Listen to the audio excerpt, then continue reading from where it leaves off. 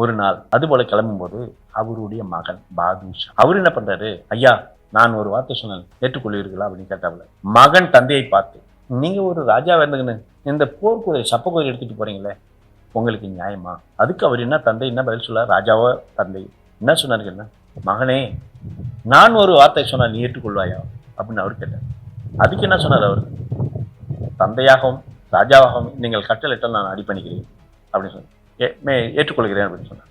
அதான் என்ன சொன்னதா ராஜா, மகனே எனக்கு வயது முதிர்ந்து விட்டது, நான் உனக்கு பதவி பிரமாணம் செய்து வைக்கிறேன், நீ ஏற்றுக்கொள்ள அப்படின்னு சொன்னாங்க. பதவி பிரமாணம் சூட்டப்பட்டது.